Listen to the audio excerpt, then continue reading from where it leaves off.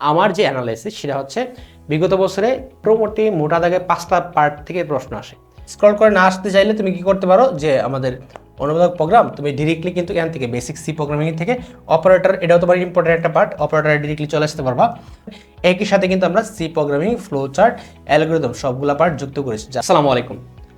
আজকে আমরা আলোচনা করব পঞ্চম অধ্যায়, সেটা হচ্ছে প্রোগ্রামিং ভাষা। তোমাদের সবচেয়ে বেশি প্রবলেম যেই বিষয়টা নিয়ে ফিল করো সেটা হচ্ছে প্রোগ্রামিং ভাষা। এই যে চ্যাপ্টার অ্যানালাইসিস করলে আসলে আমরা কি পাই, আমার যে অ্যানালাইসিস সেটা হচ্ছে বিগত বছরে মোটামুটি মোটা দাগে 5টা পার্ট থেকে প্রশ্ন আসে। সেটা হচ্ছে ফ্লোচার্ট, অ্যালগরিদম থেকে একটা প্রশ্ন কমনলি আসে। সি প্রোগ্রামিংয়ের যে বেসিক পার্টগুলো আছে, ত্রিভুজ, বৃত্ত বা হচ্ছে ফারেনহাইট, এই টাইপের প্রশ্নগুলো থেকে একটা প্রশ্ন আসে, যোগ, বিয়োগ, গুণ, ভাগ বা গড়, এটা একটা পার্ট। ফ্লোচার্ট অ্যালগরিদমের একটা পার্ট। তৃতীয় পার্টটা হচ্ছে ইফের ব্যবহার থেকে একটা প্রশ্ন আসে, ইফ এলস। আর আরেকটা পার্ট হচ্ছে ফর লুপ বা হচ্ছে হোয়াইল লুপ। এই তিনটা পার্ট মানে 4টা পার্ট থেকে আসে। আর আরেকটা হচ্ছে বিভিন্ন প্রজন্ম, প্রথম প্রজন্ম, দ্বিতীয় প্রজন্ম, তৃতীয় প্রজন্ম, চতুর্থ প্রজন্ম, পঞ্চম প্রজন্ম। বেসিক্যালি প্রথম প্রজন্ম, দ্বিতীয় প্রজন্মের যে পার্থক্যটা অ্যাসেম্বলি আর হচ্ছে মেশিন ভাষার মধ্যে পার্থক্য, সেটা আসে। এছাড়াও আরেকটা পার্ট থেকে আসে, সেটা হচ্ছে অনুবাদক প্রোগ্রাম। প্রায় সময় অনুবাদক প্রোগ্রাম থেকে আসে যে অ্যাসেম্বলার হচ্ছে কি কম্পাইলারের মধ্যে পার্থক্য, কম্পাইলার ইন্টারপ্রেটারের মধ্যে পার্থক্য, এই পার্টটা থেকে প্রশ্ন। সাধারণত অ্যাসেম্বলারের সাথে অন্যগুলোর পার্থক্যটা আসে না, বেসিক্যালি কম্পাইলার আর ইন্টারপ্রেটারের পার্থক্য আসে। কারণ অ্যাসেম্বলার ছিল সেকেন্ড জেনারেশনের, সো ওইটার সাথে আসলে অন্যগুলোর পার্থক্য হয় না। বেসিক্যালি ইন্টারপ্রেটার আর কম্পাইলারের মধ্যে পার্থক্যটা আসে।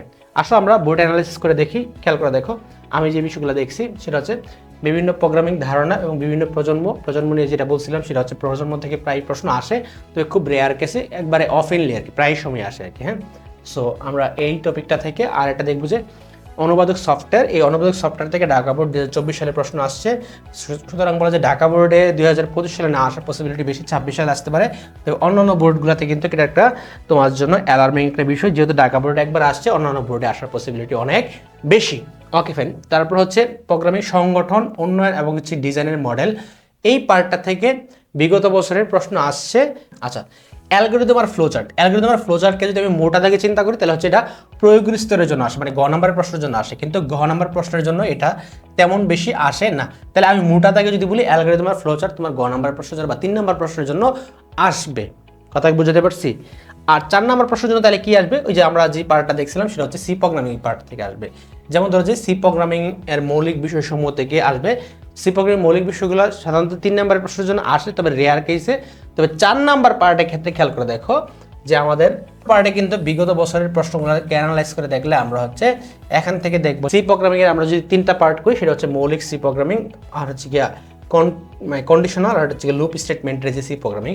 এই পার্টটাতে 4 নাম্বারের জন্য কিন্তু প্রতি বছরই সি প্রোগ্রামিং থেকে এই পার্টটা থেকে প্রশ্ন আসে। হ্যাঁ, আর তোমরা আমাদের বই থেকে এই সবগুলো পার্টি কিন্তু সহজেই দেখতে পারবে। হ্যাঁ, আমরা সবগুলো পার্টি যুক্ত করেছি একবার একই সাথে, ফ্লোচার্ট, অ্যালগরিদম, সি প্রোগ্রামিং সব একসাথে যুক্ত করেছি। আচ্ছা, এরপর আমরা যেই নিয়ম অনুসারে যে অ্যাজ ইউজুয়াল কাজটা থাকে সেটা হচ্ছে আমরা বিগত বছরের প্রশ্ন যুক্ত করা, সেই জিনিসটি আমরা যুক্ত করে দিয়েছি তোমাদের সবার জন্য। গুরুত্বপূর্ণ প্রশ্ন খেয়াল করে দেখো। এই যে পঞ্চম অধ্যায় থেকে কি কি গুরুত্বপূর্ণ প্রশ্ন, অনেক গুরুত্বপূর্ণ বলতে বিগত বছর আসলে কি কি প্রশ্ন আসে, সেই পার্টগুলো আমরা সবগুলো কিন্তু এই জায়গাতে যুক্ত করে দিয়েছি। তোমরা কিন্তু সহজেই এই পার্টটা ভালো করে পড়ে ফেলতে পারবে। এবং হচ্ছে এই অধ্যায় থেকে তুমি হচ্ছে প্রথমে হচ্ছে প্রোগ্রামিং ভাষা বা হচ্ছে গিয়া এই রিলেটেড পার্টগুলো আমরা যুক্ত করেছি, এগুলো দেখবা। ঠিক আছে, বিভিন্ন প্রজন্ম পার্টগুলো দেখবা। তারপর হচ্ছে অনুবাদক বা হচ্ছে গিয়া কম্পাইলার, ইন্টারপ্রেটারের পার্থক্যগুলো আমরা যুক্ত করেছি, এগুলো দেখবা। তারপরে তুমি ডিরেক্টলি চলে যাবা নিচের দিকে যারা টাইপ, তারপর হচ্ছে গিয়া টোকেন, ভেরিয়েবল, এই সবগুলো বিস্তারিত আলোচনা করেছি, এগুলো তুমি জাস্ট পড়বা। তোমার মূল আলোচনা কিন্তু একটু নিচের দিকে। হ্যাঁ, তুমি এই পেজগুলোতে আসলে আর একটু নিচের দিকে আসলে, স্ক্রল করে না আসতে চাইলে তুমি কি করতে পারো যে আমাদের অনুবাদক প্রোগ্রাম তুমি ডিরেক্টলি কিন্তু এখান থেকে বেসিক সি প্রোগ্রামিং থেকে অপারেটর, এটাও তোমার ইম্পর্টেন্ট একটা পার্ট, অপারেটরে ডিরেক্টলি চলে আসতে পারবা। অথবা হচ্ছে তুমি অপারেটর না পড়তে চাইলে তুমি হচ্ছে কি করতে পারো যে বেসিক সি প্রোগ্রামিং এটাতে চলে যেতে পারো। সি প্রোগ্রামিং আমরা কি কাজটা করেছি তোমার জন্য হচ্ছে প্রথম হচ্ছে অ্যালগরিদমটা যুক্ত করেছি, তারপর হচ্ছে ফ্লোচার্টটা যুক্ত করেছি, তারপর হচ্ছে প্রোগ্রামটা যুক্ত করেছি, এখানে প্রোগ্রামটা দিয়েছি, তারপর হচ্ছে ফ্লোচার্টটা দিয়েছি, আর হচ্ছে কি বলে দেখি মানে অ্যালগরিদমটা দিয়েছি। তোমরা যদি এই পার্টগুলো মোটামুটি পড়ে থাকো বা যারা মোটামুটি প্র্যাকটিস করছো বা যারা জানো তাদের জন্য এই জিনিসটা একদম বুঝতে একদম সহজ হবে। একই সাথে কিন্তু আমরা সি প্রোগ্রামিং, ফ্লোচার্ট, অ্যালগরিদম সবগুলো পার্ট যুক্ত করেছি, যার ফলে তোমার কিন্তু বুঝতে একদমই সহজ হবে। এই পার্টটা পুরোটা সম্পূর্ণ করা কিন্তু তোমার জন্য সহজ হবে। আশা করি তোমার এই জার্নিতে সবচেয়ে বেস্ট বা হচ্ছে সহজ সহায়ক হিসেবে কাজ করবে আমাদের এই ই বুকটা। এবং হচ্ছে পরে কিন্তু আমরা সৃজনশীল প্রশ্ন যুক্ত করেছি, এই পার্ট থেকে এমসিকিউ প্রশ্ন যুক্ত করেছি, এমসিকিউ প্রশ্ন যেগুলো আসে বিগত বছরে সেগুলো আমরা যুক্ত করে দিয়েছি।